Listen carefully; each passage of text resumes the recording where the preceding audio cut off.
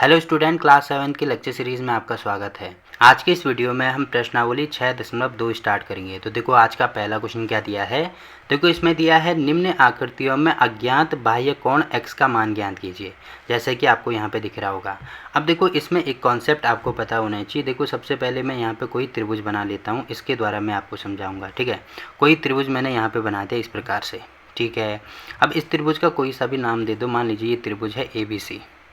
ठीक है, अब देखो इसमें आपको दिख रहा होगा, अगर ये वाली भुजा को मैं थोड़ा ऐसे आगे बढ़ा दूँ, वैसे ही ये वाली जो भुजा है इसको मैं थोड़ा इस प्रकार से आगे बढ़ा दूँ, वैसे ही ये वाली भुजा है इसको थोड़ा इस प्रकार से आगे बढ़ा दूँ, तो इसमें क्या होगा। देखो आपको यहाँ पे दिख रहा होगा, एक तो ये वाला कोण बन रहा है, एक ये वाला कोण बन रहा है और एक ये वाला कोण बन रहा है।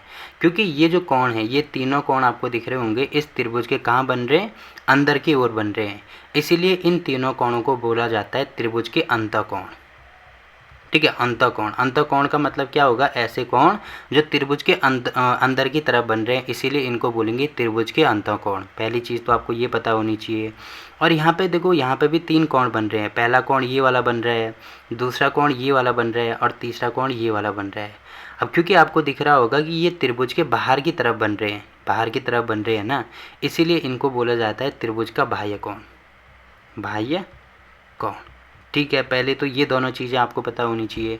उसके बाद देखो क्या होता है, अगर मैं केवल ये वाले कोण की बात करता हूँ, यहाँ पे आपको दिख रहा होगा ये वाला कोण। अगर मैं इस वाले कोण की बात करता हूँ तो ये वाला कोण अगर मुझे निकालना है, ये वाला कोण मुझे निकालना है। मान लीजिए ये है कोण 2, ये वाला है कोण 3 और ये वाला है कोण 1। ठीक है, तो अगर मुझे कोण 2 यहाँ पे चाहिए, तो कोण 2 चाहिए तो इसकी वैल्यू किसके बराबर होगी। देखो इसके साथ में अंदर कौन सा बन रहा है, ये वाला बन रहा है, तो इसको हम छोड़ देंगे। इसको छोड़ देंगे तो बाकी बचे कोण कौन कौन से हैं, एक तो 3 है, एक तो 1 है, तो इसकी वैल्यू हो जाएगी कोण 1 प्लस कोण 3 के बराबर। ठीक है, किसकी बात कर रहा हूँ मैं, ये बाह्य कोण की बात कर रहा हूँ, अगर मुझे ये वाला कोण निकालना है। वैसे ही इसको नाम दे दो कोण 4 का। ठीक है, तो अगर मुझे ये वाला कोण निकालना है, तो मान लीजिए ये कोण B है, तो अगर मुझे यहाँ पे कोण B निकालना है तो इसमें भी सेम टू सेम, क्योंकि ये बाहर की तरफ बन रहा है, तो इसके साथ में देखो अंदर की तरफ ये वाला कोण बन रहा है, तो इसको हम छोड़ देंगे। बाकी बचे हुए कौन से होंगे, एक तो ये वाला कोण और एक ये वाला कोण, तो इसका मान हो जाएगा कोण 1 प्लस कोण 4 के बराबर। वैसे लास्ट में ये वाला कोण है, इसको कोण A का नाम दे दो। तो जो कोण A है, यहाँ पे कोण A में ले सकता हूँ। देखो कोण A के साथ में अंदर कौन सा कोण बन रहा है, ये वाला कोण बन रहा है ना, तो इसको हम छोड़ देंगे। ये वाले कोण को छोड़ देंगे तो बचे कौन से अंदर, एक तो 3 और एक तो 4, तो यहाँ पे हो जाएगा कोण 3 प्लस कोण 4। तो अगर मुझे इनका बाह्य कोणों का मान निकालना है तो ये होता है जो कि मैंने अभी आपको बताया। अब देखो इसी को अगर मैं हिंदी में लिखना चाहूँ तो कैसे लिखेंगे हम यहाँ पे। तो देखो यहाँ पे ऐसे लिखेंगे कि किसी भी त्रिभुज के बाह्य कोण का योग, नहीं बाह्य कोण का मान होगा यहाँ पे। किसी भी त्रिभुज के बाह्य कोण का मान, बाह्य कोण का मतलब जो बाहर की तरफ बन रहा है, बाह्य कोण का मान त्रिभुज के अंत सम्मुख कोणों। देखो त्रिभुज के अंत इसके सम्मुख कौन से हैं, जैसे अगर मैं यहाँ पे लूँ, ये वाला जो कोण है इसको मैं अगर ऐसे दिखाऊँ यहाँ पे, तो इसके सम्मुख का मतलब सामने कौन सा कोण दिख रहा है, एक तो ये वाला दिख रहा है, एक ये वाला दिख रहा है। देखो आपको डेफिनेशन में नहीं जानी, डेफिनेशन भी मैंने आपको समझा दी, बट मतलब क्वेश्चन को करने का तरीका क्या होगा, जो मैंने आपको बताया कि यहाँ पे अगर मुझे ये जो बाह्य कोण है ये निकालना है, तो इसके सामने ये वाला कोण दिख रहा है अंदर की तरफ, तो इसको छोड़ देंगे, बाकी बचे हुए 2 लेंगे। वैसे ही इसके लिए ये वाला इसके साथ वाला छोड़ देंगे, बाकी बचे हुए इनको लेंगे। ठीक है, तो केवल यही चीज़ इसी को हिंदी में यहाँ पे समझाने की कोशिश की गई है, जो कि मैंने आपको यहाँ पे समझा दिया। अब देखो इसी प्रॉपर्टी के बेस पे हम इन क्वेश्चन को सॉल्व करेंगे। जैसे ये वाला क्वेश्चन आपको दिख रहा है, यहाँ पे दिया है निम्न आकृति में अज्ञात बाह्य कोण x का मान ज्ञात कीजिए। जैसे आपको दिख रहा है x यहाँ पे है, तो इसके साथ में कौन सा कोण है, ये वाला, तो इसको छोड़ देंगे, बाकी बचे हुए एक तो ये कोण और एक ये कोण, तो इनको जोड़ेंगे तो हमें x का मान मिल जाएगा। तो यहाँ पे ये चीज़ हम ये वाले क्वेश्चन को यहाँ पे लिख देते हैं। ठीक है, तो देखो पहला क्वेश्चन हम यहाँ पे लिख देते हैं। तो देखो जो कोण x है, x का मान किसके बराबर होगा, इसके और इसके। क्यों बराबर होगा, क्योंकि यहाँ पे लिखेंगे किसी भी त्रिभुज में बाह्य कोण का मान त्रिभुज के अंतःसम्मुख कोणों के बराबर होता है। फिर आप चाहें तो यहाँ पे पहले ये लिख देना, उसके बाद x का मान ये लिख देना, x बराबर होगा 50 प्लस 70। उसके बाद इनको जोड़ दो, कितना होगा, 7 और 5 12, मतलब ये हो जाएगा 120 के बराबर। तो जो बाह्य कोण होगा वो 120 डिग्री या 120 अंश के बराबर होगा।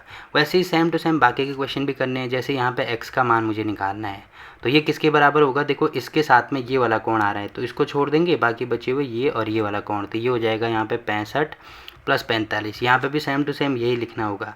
तो ये मैंने आपको यहाँ पे बता दिया, तो हर क्वेश्चन में आपको ऐसे लिखना है। मैं अब यहाँ पे डायरेक्ट कर दूंगा, ठीक है। तो 5 और 5 10 की 0, 6 और 4 10 और 11, तो ये हो जाएगा 110 के बराबर, ठीक है। तो यहाँ पे हो जाएगा हमारा दूसरा पार्ट। वैसे ही तीसरे पार्ट को मैं यहाँ पे बता देता हूँ। देखो तीसरे पार्ट में आपको दिख रहा होगा ये वाला कोण निकालना है, तो इसके साथ में ये वाला कोण आ रहा है तो इसको छोड़ देंगे, बाकी बचे हुए एक तो ये कोण बच रहा है, एक ये कोण बच रहा है, तो x बराबर हो जाएगा 30 प्लस 40, ठीक है। तो 4 और 3 कितना हो जाएगा 7, मतलब 70 डिग्री हो जाएगा। और बाकी ये वाला क्वेश्चन निकालना है तो इसके लिए इन दोनों को जोड़ेंगे, तो ये हो जाएगा 60 और 60 120, x बराबर होगा 60 प्लस 60, तो कितना होगा 120।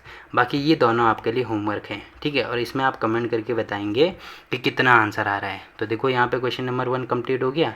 वैसे ही देखो क्वेश्चन नंबर 2 क्या दिया है इसमें, देखो इसमें दिया है निम्नलिखित आकृतियों में अज्ञात अंतःकोण x का मान ज्ञात कीजिए। तो यहाँ पे भी सेम टू सेम आपको दिख रहा होगा x का मान हमें निकालना है। अब देखो बाह्य कोण हमें दिया है 115 के बराबर है, तो बाह्य कोण का मान किसके बराबर होता है, अंतः विपरीत कोणों के बराबर होता है या अंतः सम्मुख कोणों के बराबर होता है। तो ये हो जाएगा यहाँ पे इसका मान इन दोनों के बराबर। अब आपको दिख रहा होगा मुझे x का मान निकालना है, तो 50 को इधर लेके आएंगे तो 115 पहले से ही था, 50 इसमें माइनस कर देंगे तो ये हो जाएगा x का मान।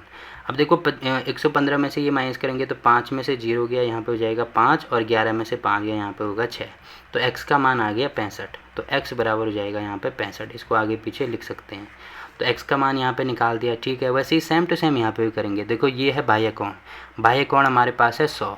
अंतः कोण कौन सा है, देखो ये वाला इसके साथ में आ रहा है तो इसको छोड़ देंगे, तो इन दोनों का जोड़, तो 70 प्लस x ही हो जाएगा। अब 70 को इधर लेके आएंगे तो ये हो जाएगा 100 माइनस 70 बराबर ये होगा x। अब 100 में से 70 माइनस करेंगे तो 30 बराबर x।